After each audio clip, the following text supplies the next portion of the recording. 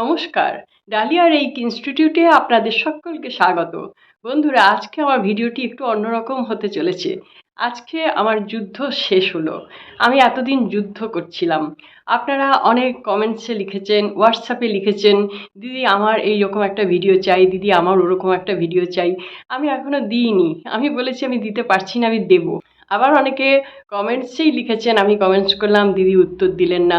আমি সাধারণত এরকম করি না। আমি প্রত্যেকে কমেন্টসের উত্তর দিই। যে খারাপ কথা লেখে তাকেও আমি সেরকমভাবে উত্তর দিই, যে ভালো কথা লেখে তাকেও আমি সেরকমভাবে উত্তর দিই।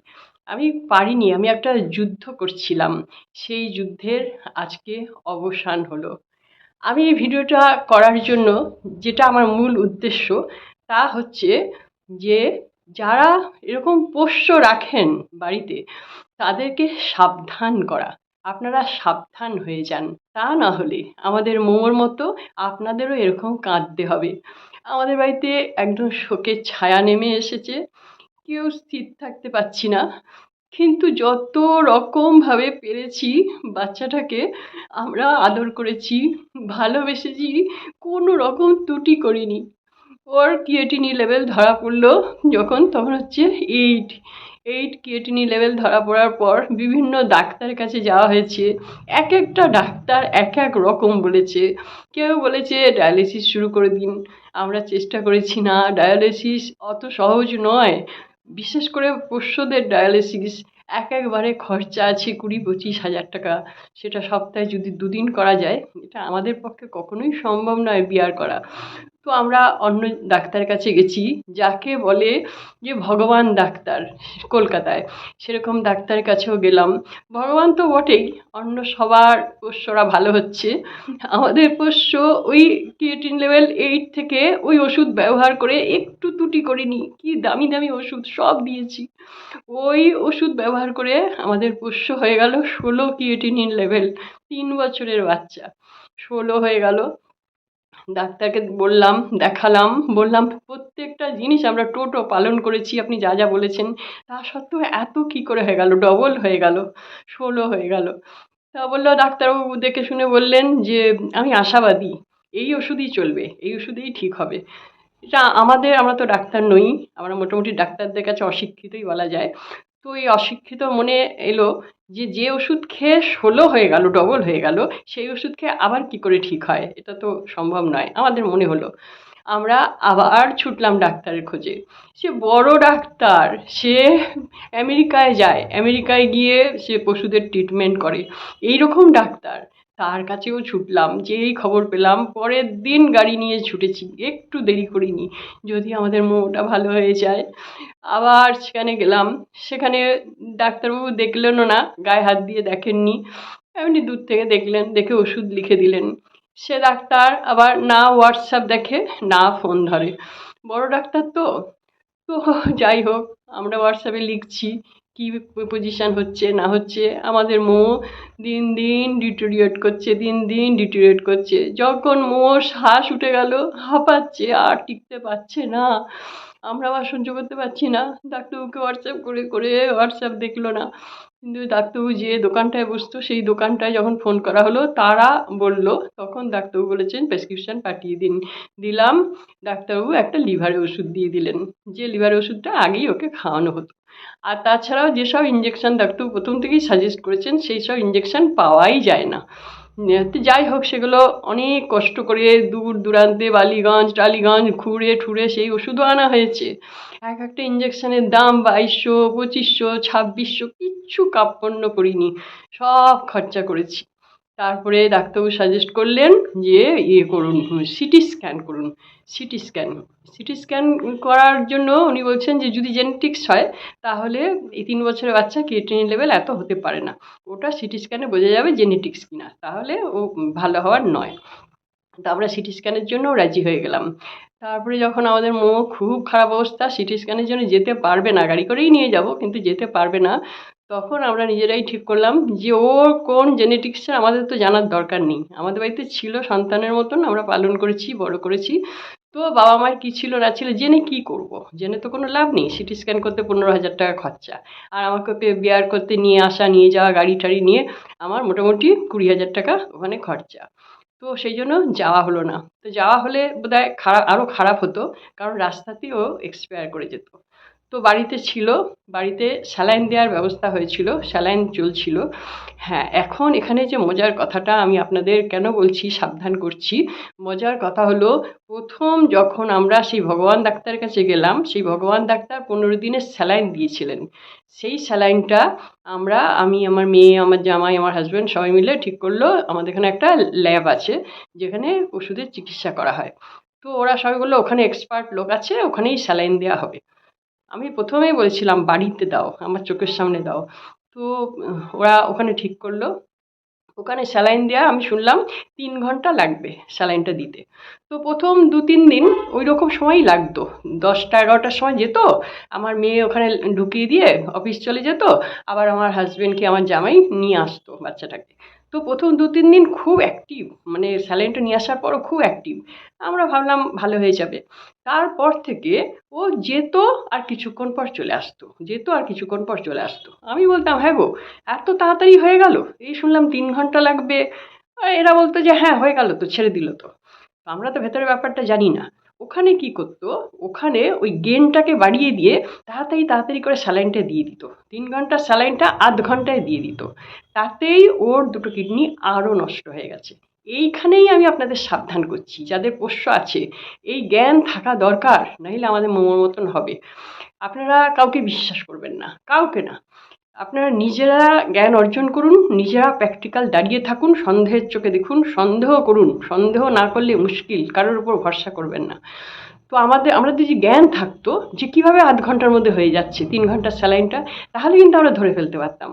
একে 3 বছরের বাচ্চা ওই রকম গেনটা বাড়িয়ে দিয়ে আধ ঘন্টার মধ্যে করে দিয়ে ছেড়ে দিয়েছে।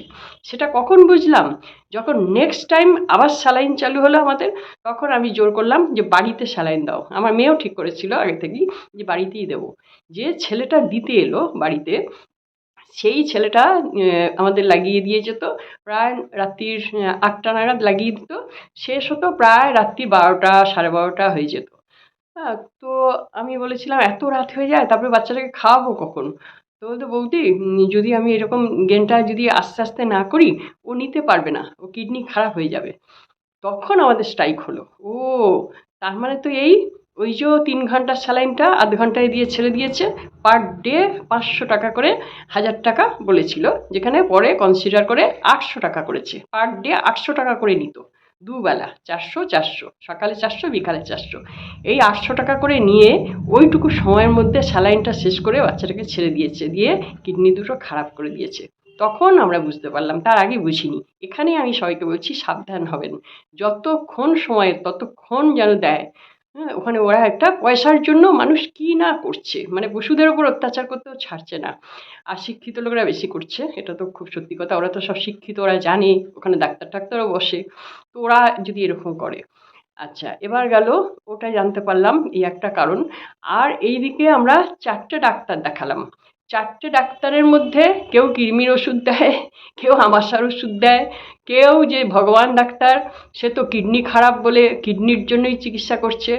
আসলে এই যে বাড়িতে আসলো স্যালাইন লাগাতে, ও তো বলছে যে বৌদি আমরা তো সার্টিফিকেটধারী পাস করা নয়, আমরা কাজ করি, ইঞ্জেকশন দিই, স্যালাইন দিই, এগুলো করি।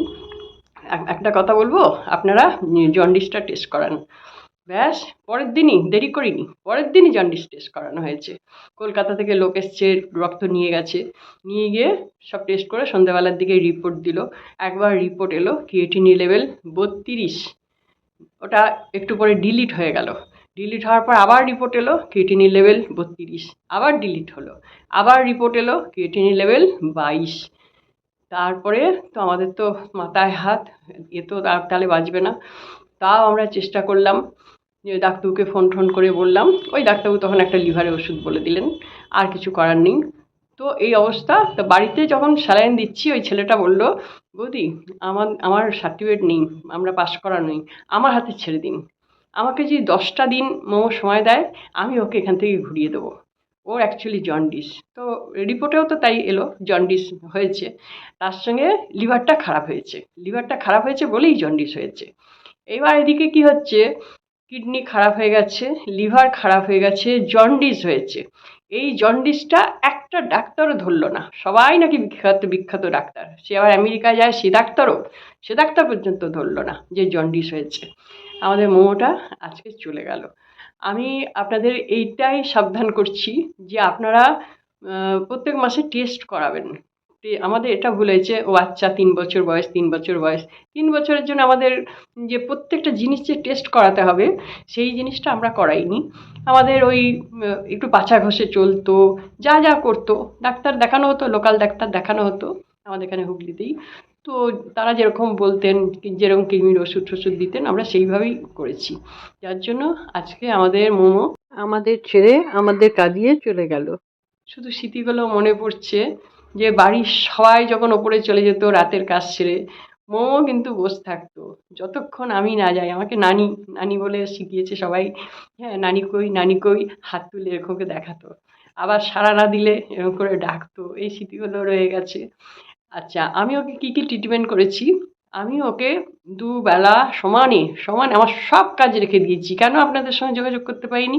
এই কারণে সব কাজ সরিয়ে রেখেছি। আমার মোর জীবন বাঁচানো আমার আগে কাজ। হ্যাঁ, আমি এখন মানে শেখাচ্ছিও না। যারা যারা আমাকে ফোন করছে, দিদি ক্লাস করব ক্লাস করব, আমি বলছি পরে বলবো, আমি ক্লাস করছি না, কিচ্ছু করছি না।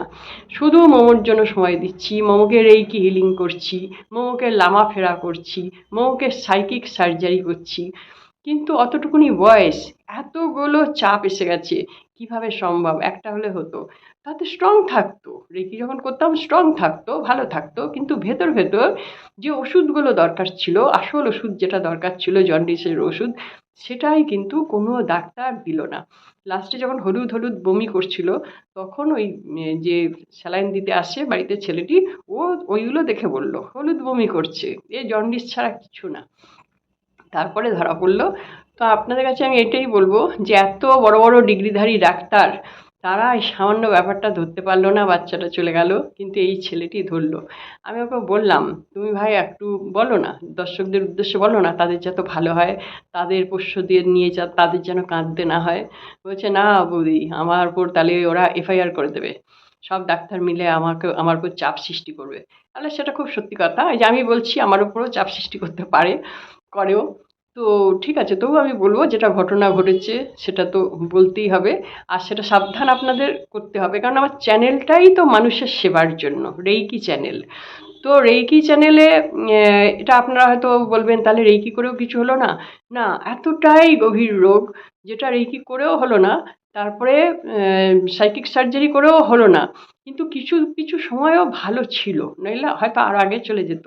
কিন্তু ভুল ট্রিটমেন্ট হলে কি হবে? আমরা তো বলি রেইকি করবেন, কিন্তু তার সঙ্গে ট্রিটমেন্ট করা চাই। রেইকির সঙ্গে ওষুধের কোনো বিরোধিতা নেই, ওষুধ চলবে, আবার রেইকিও চলবে, মানে ওষুধও সারাবে আর রেইকি ভিতর থেকে সারাবে। তো ওষুধই তো চললো না, শুধু রেইকি কী করবে? অতটুকুনি বাচ্চা, দুটো কিডনি ড্যামেজ হয়ে গেল, লিভার খারাপ হয়ে গেল, ওর মানে শ্বাসকষ্ট হচ্ছিল লাস্টের দিকে। হ্যাঁ, তাও বললাম যে ক্যাথিড্রাল লাগিয়ে ইউরিনটা পাস করালে যদি বিষটা চলে যায় দেহ থেকে। তো ছেলেটা আজকে লাগাতো, ক্যাথিড্রাল লাগাবে বলেও ছিল যে ঠিক আছে ক্যাথিড্রাল লাগানো হবে। তো লাগাবার সময় মোমো দিল না, মোমো চলে গেল। শুধু স্মৃতিগুলো মনে পড়ছে, এই কারণেই আমি আপনাদের সঙ্গে যোগাযোগ রাখতে পারিনি। আমার মন ভীষণ খারাপ, এই স্মৃতিগুলো কেবল ঘুরে ফিরে আসছে। এত ভালো বাচ্চা ছিল, সবাই বলতো এত ভালো, কোনো মুখ দিয়ে আওয়াজ নেই, আর মানুষের মতন কেন লুকিয়ে পড়তো। আমি খুঁজতাম মোমো কই, মোমো কই, মোমো কই, কোনো সাড়া দিত না। এঘর ওঘর ঘুরে দেখতাম ঠিক দরজার পাশে লুকিয়ে আছে, তারপরে যেই দেখে ফেলতাম অমনি বেরিয়ে আসতো। সেইগুলোই মনে পড়ছে, আর কি বলবো। আমি আপনাদের আর দুঃখ দিতে চাই না, আমি সাবধান করতে চাই বলেই ভিডিওটা আজকে করছি। কিছু ছবি আমি দিচ্ছি মোমোর, আপনারা দেখেছেন ছবিগুলো যাচ্ছে। আমি ভীষণ ভেঙে পড়েছি, হয়তো স্বাভাবিক আসতে একটু সময় লাগবে, আপনারা একটু সময় দেবেন। আপনাদের অনেক অভিযোগ আমি উত্তর দিইনি, আমি ভিডিও করতে পারিনি, বিভিন্ন রকম সব আমার স্ক্রিপ্ট লেখা আছে, করবো এটা করবো ওটা করবো সেটা করবো, কিন্তু সব কাজ আমি ঠেলে রেখেছি। আগে আমার মোমো, আমি সমস্ত দেবদেবীকে ডেকেছি। এমন একটা দেবদেবী বাকি ছিল না, খুঁজে খুঁজে যার নাম মনে পড়ছে তার কাছেই সাহায্য চাইছি, সাহায্য করো, সাহায্য করো। লাস্টে ৫,০০০ টাকা খরচা করে আকাশশ্রীকে রেকর্ড করালাম। সেখান থেকেও জানলাম মোমোর দ্য এন্ড আসেনি। দ্য এন্ড আসেনি মানে বেঁচে যাবে। আর ৩ দিন এরকম অসুস্থ থাকবে, তারপরে বেঁচে যাবে। কিন্তু সেই কথাটাতেও গঙ্গা জল ঢেলে দিয়েছে মোমো। তো আমি জানি না, হয়তো ভালো, হয়তো আকাশের রেকর্ড ভালো, আমি নিজেও শিখছি, এখনও শিখছি। হয়তো ভালো ভালো কিছু আছে, যিনি রিডিং করেছেন তিনি হয়তো এক্সপার্ট নন, তাই জন্য করতে পারেননি। নিশ্চয়ই আছে সাবজেক্ট যখন। আর আমি শেখা ছাড়বো না, আমি শিখবো, নেক্সটও শিখবো, সবটা শিখবো, শিখে দেখবো কোথায় কি আছে, তারপরেই কিন্তু আমি নিজে অ্যাপ্লাই করি। সব কিছুই আমার তাই, আমি পুঙ্খানুপুঙ্খ পুরো শিখবো, শিখে নিজে বিচার করব, নিজে দেখব, তারপরে লোককে বলবো হ্যাঁ এই বিদ্যাটা ভালো, তার আগে বলবো না। এখন যে রিডিংটা এসছিল, আমার মেয়ে খুব খুশি হয়েছিল, মা মোমো তাহলে বাজবে তো। এখন যে মোমো চলে গেছে, এই যে আমাকে বলেছিল আকাশিক রেকর্ডে আর ৩ দিন অসুস্থ থাকবে, তারপরে ঠিক হয়ে যাবে, হ্যাঁ ওর দা এন্ড আসেনি। এখন আমার মেয়ে কিন্তু আমাকে কথা শোনাচ্ছে, মা তুমি আকাশিক রেকর্ড শিখছো, এই তো অবস্থা জানো মা, সব ফেক, সব ফেক, কিচ্ছু না। হ্যাঁ, একটা কথা বলতে পারি, সব ফেক। সব ওপরে লেখা আছে। যে লেখা পড়ার ক্ষমতা কোনো মানুষের নেই, তারা বলতে পারে না যেটা হবে, ওটা হবে, সেটা হবে। কোনো জ্যোতিষ বলুন, কোনো তন্ত্র বলুন, কেউ পারে না, কেউ পারে না। যেগুলো আমি আমার অন্যান্য ভিডিওতে অনেকদিন আগেই বলেছি। আমিও বলি না, আমিও কোনো ভিডিওতে আমি বলি না এটা পাবেনই, এটা হবেনি। আমি বলি পেতে পারেন, চেষ্টা করে দেখুন, এটা বলি কিন্তু। এখানেও তাই বলবো যে আমি আকাশী রেকর্ডের উপর বিশ্বাস করেছিলাম, কিন্তু যেটাতে মিলল না, কিছুই হলো না। কিন্তু আমি শেখা ছাড়বো না, আমি শিখবো, শিখে দেখবো ভিতরে কি আছে, আসল সত্যিটা কোথায়। তাতে আমার কিছু টাকা যায় যাবে, সব সাবজেক্টগুলো আমি তাই করি। আমার টাকা যায় যাবে, টাকার জন্য আমি একদম ভাবি না। আমি ভাবি বিষয়টা কি আছে, বিষয়টা সত্যি সত্যি নাকি বিষয়টা ফেক। যেমন রেইকিটা, রেইকিটা সত্যি সত্যি, কিন্তু আমি পারলাম না, পারলাম না কারণ একটা ছোট বাচ্চা, ৩ বছরের বাচ্চা, তার মধ্যে অতগুলো রোগ, অতগুলো রোগের প্রথমেই তো স্যালাইন দিয়ে তোকে ১২টা বাজিয়ে দিয়েছে না। তো সেটা আমার বাড়ি থেকেও বলছে কাউকে বলো না, বলো না। হ্যাঁ, বলাটা হয়তো ঠিক না, তাদের ব্যবসাটা আমাদের এখানেই, আমাদের বালির মোড়েই আছে। তো ব্যবসার হয়তো ক্ষতি হতে পারে, কিন্তু আমি কেন বলছি না, অন্যেরা যেন বেঁচে যায়, অন্যের পোষ্য যেন বেঁচে যায়, কাউকে যেন এরকম ঠকতে না হয়, কারোর পোষ্যকে যেন কষ্ট না দেয় এইভাবে। কীভাবে কষ্ট দিয়েছে পরে শুনলাম তো, যে ওকে যখন এখানে স্যালাইন দিত ওই ০.৫ ঘন্টার মধ্যে, ওই ০.৫ ঘন্টার মধ্যে ও কাঁপতো, থরথর করে কাঁপতো, তার মানে ওর কত কষ্ট হয়েছে। কিন্তু এরা টাকার জন্য সব পারে, সব পারে। আর এই যে বড় বড় ডাক্তার বলছেন না, ডাক্তারের উপর আমার কোনো রাগ নেই, আমরা তো ডাক্তারের কাছেই গেছি, ডাক্তার তো সত্যিই ভগবান। কিন্তু এদের কি হয়, এরা কি প্রচুর এরকম পেশেন্ট আসে, প্রচুর পেশেন্ট আসে। তো ওই পেশেন্টকে দেখা অবধি আর ওষুধটা প্রেসক্রাইব করে দেওয়া অবধি এইটাই ওদের কাজ। তারপরে যে তাদের যে অভিযোগ, তাদের যে দেখা কেন হচ্ছে না, কি হচ্ছে, অসুবিধে কোথায় হচ্ছে, আরও দেখি, আরও দেখি, এসবের জন্য কারোর দায় নেই। সেখানেও বলবো শুধু নিজের ঝুলিটি গোছানোই মানুষের কাজ হয়ে দাঁড়িয়েছে।